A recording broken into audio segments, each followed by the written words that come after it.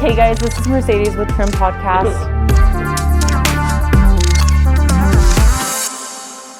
Okay, Dill.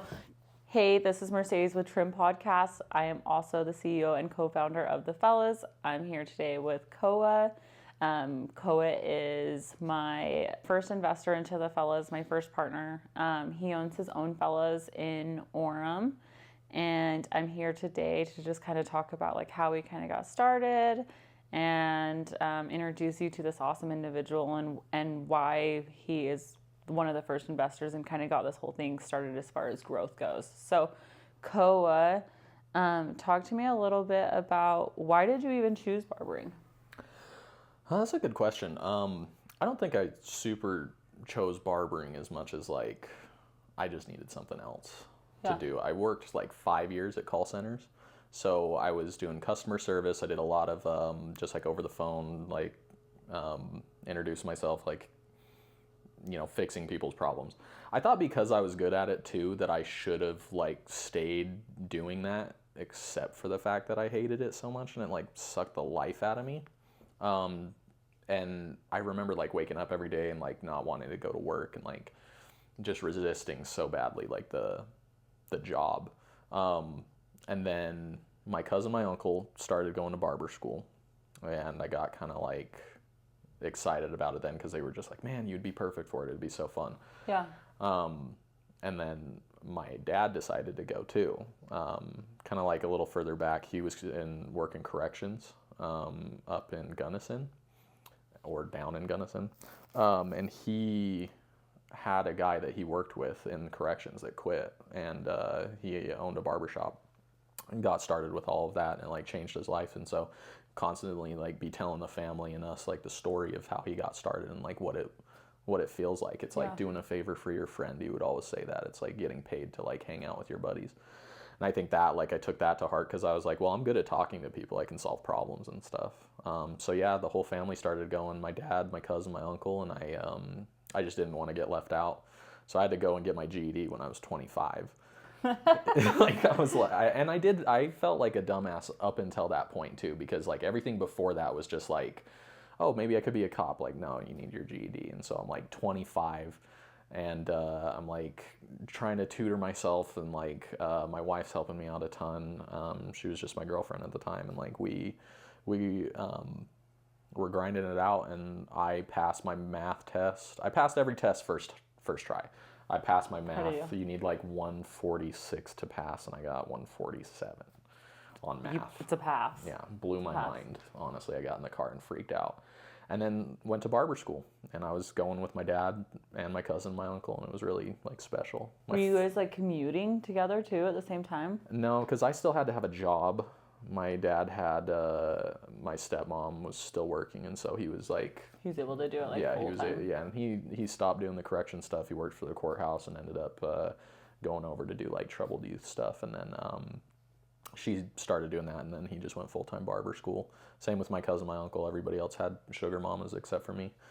So I was just like, you know, working part-time, and then I think like February, right before COVID hit, I got super sick, and I ended up getting fired. And like normally when that happened, I would bawl my eyes out. I'd like drive home and I'd just be so sad because I'm like, man, what am I gonna do? I gotta restart again. And I remember like thinking I should do that and then being like, nah, fuck it. Like this is cool. I'm just gonna go full-time barbering. I was like, we're good, dude. Like I got fired. Like the universe is telling me like stop doing call centers. And honestly, this is actually the longest job I've ever had. 3 years at the Fellas, and like. Yeah. I love that. 29 longest job I've ever had. Well, the nice part too is like ramen noodles is cheap. So yeah, like, Del you know Taco. What? Yeah. I think those it's like 39-cent tacos, like they sometimes just chicken soft taco and 2 bean burritos, $5.28. Yes. I still eat it today. Like it's just still, like it's nostalgic. Yeah. Inflation, it used to be like back. 4 something, but yeah. Yeah. You're like, dang it. You're like, luckily I'm not so poor anymore, but this used to be like my main meal. It's nostalgic. It's still good. So when you were going to barber school with 3 members of your family, were you guys like having conversations of like what was your guys' future going to be in this barbering industry? Well, we for sure thought we were going to start a barbershop together. All 4? Yeah, all Who of us. was going to be like the main person? I think that's why we didn't start a barbershop. Okay. Yeah, there was no way that was going to happen. Once we all got out into the world, I was like, I don't want my dad to be my boss, and I don't think my dad wants me to be his boss. And then my cousin, my uncle definitely wouldn't listen to either of us or each other. So it just, it wasn't going to work out. But yeah, we all work in Utah County now. My cousin's in Pleasant Grove, like 2 exits away from me in my shop, and then my dad's just down the street. I still go and see his shop and get haircuts from him sometimes. What about your uncle? Yeah, my dad and him sit next to each other. Oh, they're in the same shop? Yeah. So they get along good. Yeah, it's funny, dude, like to see like 2 like old guys with giant beards that are all like military men. Yeah, and like gossiping about what me and my cousin are doing, or like just kind of like just a couple new barbers. You guys are doing that new barber stuff. Yeah, they're super traditional and old school, but like I love it. I think there's a place for it still in the barber world, so they're killing it. So, do you remember when you came to apply at the Fellas? I think you were working somewhere else, and so like you had already had a job. You come to apply, and I'm like at the point I think I didn't actually need a barber, but I could have used one. Like it would have worked out, right? Is that what my situation was? I think so. Yeah, everybody was really cool. You had like, if I remember right, you had like 5 or 6 already, and there was 8 chairs here, and you had just opened. So you opened November 2020, I think, right? This one. Yep, the new one. Yep. Yeah. And then I saw the ad on Instagram, and I was like, hey, are you guys hiring? And my baby was maybe like a month old. Koa, did you show up in a fur jacket? I can't remember. Yeah. I think I remember you being like in a fur jacket, and I was like, oh. Yeah, fun story. My uncle had just died. He fell off a cliff. That's not it was his jacket. We don't have to add that in. Yeah. He's okay. Well, he's dead, but what like, do you mean? It was like what? He's a good guy. So it was like a good luck jacket, even though he didn't have good luck? Yeah, I still have it, yeah. Okay. Yeah, for sure. You were like, that's what I'd like from my dying uncle? It was a good outfit, I remember, actually. Yeah, it was I had like outfit. Black pants with like a red stripe down it, and like my badass jacket. It was Old Navy, like leather, like real leather. I still have it. It's good. Stand the test of time. Rest in peace, Koa's uncle. Yeah, he's a good guy. It was all meant to be. I remember talking to you about working here, and you were like, dude, I don't know if this is going to be like enough money for me. And I was like, take it or leave it. Like, I don't even know if I need you, but like, take it or leave it. And you're like, I don't know if I need you, but you're like, but I kind of want change, you know? And we ended up like making things work, and you coming into work here. And it was cool because you were my first barber that I ever hired that built the clientele the fastest within like 3 months or maybe 4. To make everyone not feel so bad. You legitimately had a full clientele, which was crazy. Because I'd had so many barbers work before me, and I mean, people would wait for you, and like you would be like 15 minutes behind, and well, you said like, I'll wait all day. You said you'd give me more money too if I built my clientele fast. Yeah. So I was like, okay, I'll just do that then. You're like, all right. Yeah, well, to me, like, so I have the families in other barbershops, like family members, and then I've worked in 2 other barbershops up until that point. And so I knew what I was looking for. And it's like, you can sit here all day and like talk about money and everything, but like at the end of the day, like I was in the right environment to build that clientele. Yeah. And I was different too. Like the way I was acting and the way I was treating the clients was like based off of like the environment that I was around and the people that I was around and the environment that you created. And I was able to like add to the culture instead of take away. And I think like I definitely feel like I did add to it.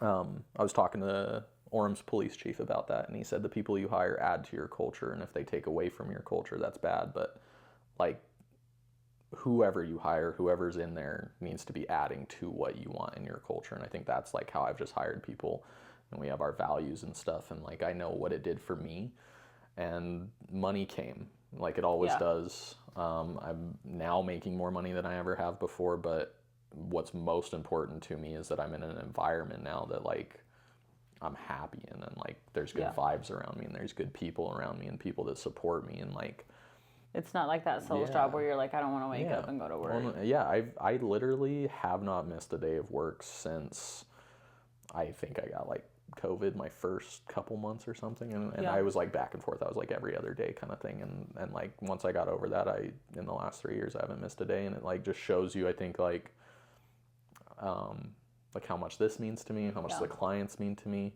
I love that I have people that are keeping me accountable and stuff. Yeah. Like I need to show up for them because they, they'll drive from Spanish Fork to see me, or they'll drive from wherever, like some of those fake places down south are, like Goshen or whatever. Like Goshen. I know that like people come up from there to see Yeah. me and stuff. Like Fairview, I have a guy that comes from Fairview every month, and like, I'm gonna show up for him. I'm gonna make sure like that guy's Yeah. giving me money, and I maybe don't need it as much as I used to, and things like that. But the relationship I do. Yeah. Like I need that guy in my life. Like he's supported me up until this point, and like, yeah, he means a lot to me. And he's just a guy I see an hour once a month. I love that. When you first came to me and Jeremy about wanting to open your own shop, Yeah. the thought was like terrifying to me because like for me, like the Fellas is like my baby. Like I'm like, Yeah. oh my gosh, like like is this person going to like love the Fellas the way that I've loved the Fellas? Is he gonna like love the people? But I did know like right away that like if I was ever gonna like partner or let somebody own the company that I built with my blood, sweat, and tears, like I knew for sure it was going to be you. Yeah, And I just remember being like so scared. Our deal was like literally like a spit in the hand like shake deal. Like we had like we didn't even get contracts until like probably 3 or 4 months ago. So we're like actually legally yeah, official partners. we were But open like before we even started and after we even opened, I mean, me and Koa have been at the end of the day, like I chose a partner who has integrity and I trust so very much. And yeah, I love that our deal together for the Fellas was just like, I mean, Yeah. obviously we didn't actually spin our hands, but I don't even know if we handshaked. Like we probably fist bumped. We're like, all right, we got this. Like, Maybe. let's go. No, but we cried together, and Oh, for sure. we like I had so much like trust, and then I mean, I think it ended up, the amount of money that you guys gave me and the opportunity, it's like I don't take that lightly even to this day, like with things going well. Like it's been a year now, and it's like, okay, it's even more important than it was last year. Yeah. It's even more important that it does better, and like that I continue that like that path. And it is hard. Like it's the hardest thing I've ever done because it never stops and it's always there in the background. But like I wouldn't change it for the world. And like I think for me, like that, we've got like the contracts and all those things now, but I think up until that point, I mean, like the amount of trust that we had in both of each other, Yeah. it's like even the way that like we talk to each other, it's like our relationship is more important than I think even like the barbershop sometimes, because like Yeah. me and you know how much we can gain from each other. Yeah. As far as like just in this life, in this company, and just doing business. I mean, like it wouldn't even be just barbershops for me. I'm sure we're gonna do a bunch more stuff. Like, Yeah. but it's cool. It's really cool to have that level of trust and just know that you have somebody in your corner that's gonna that does believe in you that much, Yeah. And it's been a blessing for me, and obviously, like I think, like you can tell on both ends, like it's just the relationship just keeps benefiting each other, and Yeah. it means a lot to me. Like I love what I do, and I love this, even though it's like the hardest thing I've ever done. It gives me a lot of purpose. Yeah. So that's another thing too, is like your shop is like one of the most successful Fellas that's like currently out there. Yeah. What do you think attributes to you owning one of the most successful Fellas? Man, I don't know. I don't think about it like that. I just think about like, where would I want to be if I was here? Like if Like I, as a client? yeah, like if I think about too much of like being the best or like being amazing, or like being the best barber, or like what does being the best even mean, or Right. being like the most efficient? It's like none of that matters to me. The only thing that matters to me is that like you feel good when you're in there and that you're happy. And I always ask people like, why do you like this place? Why do you like this place? And I've gotten so many different responses like as to why. And I think at the end of the day, it's just like, the way that you feel in a place matters way more than anything else. Yeah. I never thought that anybody and even to this day, nobody comes to me really for like haircuts. They all come to me because like we're friends. I think that's so true. Like if my clients are insanely faithful to me, but it's not because I'm like the best barber out there. Like, I'm definitely not the best barber out there. But for some reason, my clients will like wait forever to like get a haircut by me. And I'm like, I'm not even like that great. I just love my clients so much. And like, I think that you portray the same thing. How is it having to run your own shop? And so like, not only are you managing people, like your barbers that work for you, but then still keeping your clientele, but then having a family at home, but then like you're an over people pleaser, just like me, but not getting like too close to your barbers that like you can't keep them motivated. Like, just how do you keep everything organized? I don't even know if I'm like super good at it yet or anything like that. I honestly, like, it's all learning. But I mean, like, I've never done anything where like I haven't just thrown myself into the fire first, you know, and like just kind of like tried to make it work. I think like I'm a big overthinker. I'm always going to try to like be better and like take care of problems before they arise. But like at the end of the day, it's just kind of how you react in those moments. And I've had a couple of those moments already where I've had to be like strong and just say the right things and not get too emotional. And so far so good. And I think it's always going to be a balance. I think anything in life, like I'm finding out a lot about myself right now and just like what motivates me as an individual, because I have had so many people around me supporting me. And now I'm like realizing kind of some of my own shortcomings. And it's crazy when you do something hard, like it peels back and rips off like all the like lies you tell yourself. And you really have to like look at yourself in the mirror and say like, who am I? And I think like that's one thing that like owning a business, like, you know, going on that trip that you want to go on that you haven't been, like, you know, that you're scared to do, or doing that thing that you're scared to do, like barbering. I had no idea. Like, I was just trying to cut everybody's hair, and like I didn't get good until I just did it. Yeah. Yeah, and so same what thing. would you say to like a young barber who's potentially listening to this? Like, what would you say to them about if they find somewhere they love? Like, what's all of your recommendations for like these young barbers out here? I would say honestly, like, the opportunity that I had is there for anybody and everybody. You just have to take advantage of it, and your journey is going to be different. But just work hard, you know. Just whole ass whatever you're deciding to do. Most barbers don't have a lot of like backup plans. There's no plan B if you're a barber, really. Like, you already did all the other shit. I got my GED at 25, you know, like this is it for me. And so, yeah, I mean, like, if this didn't work out, I would still find a way to like use what I've built to make me successful. Like, I know it. So just, yeah, like kind of become like undeniable, like do the things, like prove it, show that you care about that. Yeah. And it doesn't have to be just barbering. I think just, you know, like show up and work. It's like devil's in the little tiny details. The showing up and just rolling towels sometimes is as much as you can do. Yeah. And I think that's what I did. And then, you know, you get these little sparks of like awesome life-changing moments, and hopefully it'll just keep happening. Yeah. Well, now you guys know why I love Koa so much and why he is an owner of the Fellas. And Koa, your beard looks like shit, so I'm super excited because we're going to clean you up today. If this looks like shit, dude, then I'm doing good. Okay, deal. We're switching to the barber chair. Cool. All right, Koa, let's get this beard cleaned up. Ready. But yeah, no, I totally agree with you. Like, I think the word barbershop means something different to every single person. Yeah. But I do feel like for me and you, it means the same to both of us. Okay, Go ahead and lean back. No, for me, like, it's a community center, like somewhere. I'm gonna go up a little bit on this. Yeah. Is that better? Yeah. Like, yeah, I mean, it's all about like your friends. One of my favorite things that happens in the shop is like two homies like seeing each other that didn't know that they came to the same barber shop. And like that being like, and then they're sitting in the waiting room like talking together. It's like so fun. Like, oh dude, I didn't know you came here too. Yeah, who's your barber? Like, oh dope. You know, it's like validating for me, it's validating for them, and like it just proves what I'm really trying to do, which is like make a place where it is about the community and not not a business necessarily. Like, this is the spot. You never worked at like a really fast-paced like chain place, did you? No, just like mom and pop places.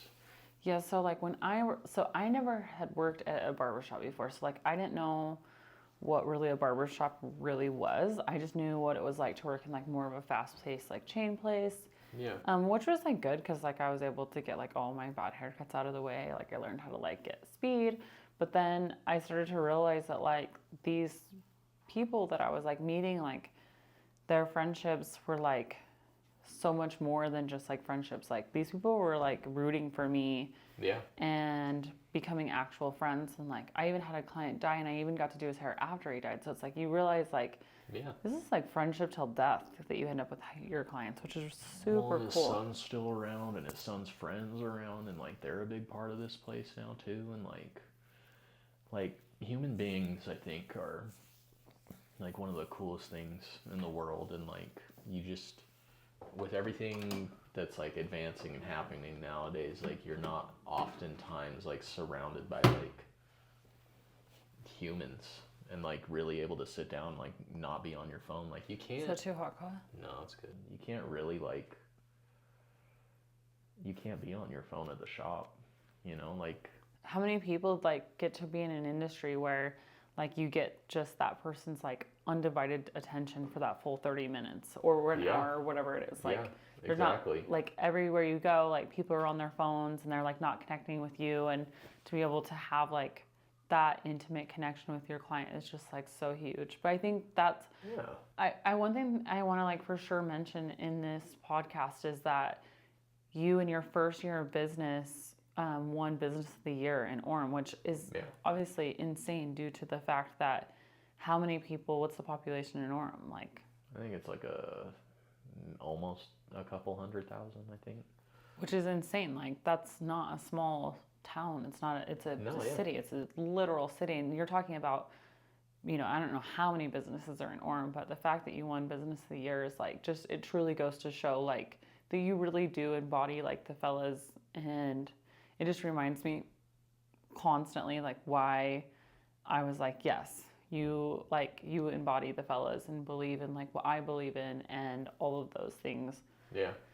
No, it's like I just saw how much of like the actual community and like law enforcement and like the mayor even coming here and like being able to know that guy. And it's like, you know, the mayor doesn't have probably time for a lot of people, but when he's getting a haircut and a beard trim and he's got an hour, you know, like all of a sudden you build this relationship with this person if you really want to. And that's kind of what I'm talking about when I'm saying like take advantage of like your position. Networking. Yeah, I mean if a millionaire sits in your chair, like how are you not going to try to like ask him questions? I've asked some stupid ass questions too. I mean, like I get a little out of pocket sometimes, maybe ask like too much personal stuff, but at the end of the day, like I've grown and learned so much from these people. It's like reading like a ton of books. So like not only are like maybe barbers therapists, but like our clients are therapists for us too.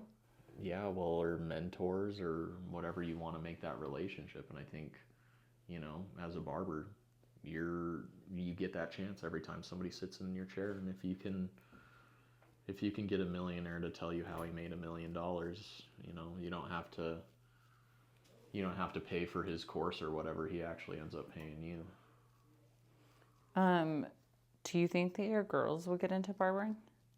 I don't even know if they know that I cut hair, to be honest. Stop yet. it. I know my 3-year-old really does like. Because she comes to the barber shop. Yeah, she won't let me cut her hair though. It's kind of funny, like, because I'm dad, you know, like it's not the same. She likes her barber, or her barbers, like so. I would love that, but if they didn't, I would be okay with it too. I think whatever they end up doing, I just want them to be happy the way that I am. Yeah.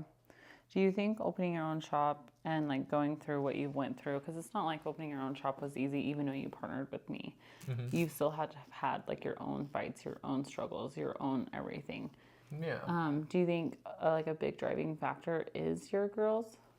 Yeah, of course. I mean, that's, my family. That's everything. I think, like, at the end of the day, you get a big chunk of money, or you get that first opportunity where everything's like, the dream, like the thing that you were waiting for to happen. Like, I can buy these things now. I can do these, like, I can go to these restaurants. I can go on this trip. It's all kind of pointless if you don't have somebody to share it with that's important to you. And so I think, like, at the end of the day, like, I don't even remember, it was my first time, like, actually getting some money, and I bought some shoes. And I was, like, really excited to buy these shoes for, like, years.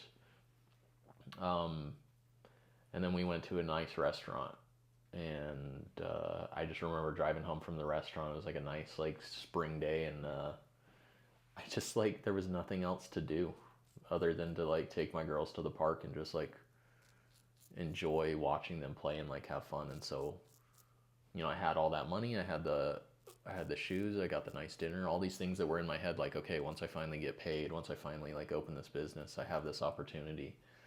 And yeah, you realize that you have everything that you need, really. It's, like, right there, it's always there. No, with my girls, like, I want to, like, get them into this industry, because I think it's just, like, it's kind of the same way I feel about sales. Like, I feel like customer service is just, like, so important regardless of what your career ends up being, because it just plays so much into your life. Like, being able to have a conversation with, like, a random person is a skill, and to be able to, like, connect with them. And so it's, like, even if barbering, like, isn't, like, their full, like career choice, like, it's still, I think, a really good skill for people to have, that, like, barbers learn and experience, and, like, the customer service and how to deal with people if they're, like, unhappy or if they're happy, or, like, like, just so many things that I think barbering teaches them, just kind of like sales. Sales are kind of similar, but I feel like barber does have, like, some sales, like, you're like selling product, and you're selling yourself, honestly, to these people. So no, you really are. And, like, that book, How to Win Friends and Influence People, is just barbering, like, how to do barbering right. Like, read that book. It's the same thing. It's like, you are not cutting people's hair, you're building relationships with them. You can work at places where you cut hair if you want, but it's not barbering. To me, barbering is building relationships with human beings. I'm gonna put you on. Do you look less like shit, Koa? I hope so, yeah. Maybe. Hair's perfect. Thank you, Cam Capadonia, for your shop. And my right-hand man. Literally. And this nice shade for me. Yeah, so thanks. Thanks, Koa. I appreciate you.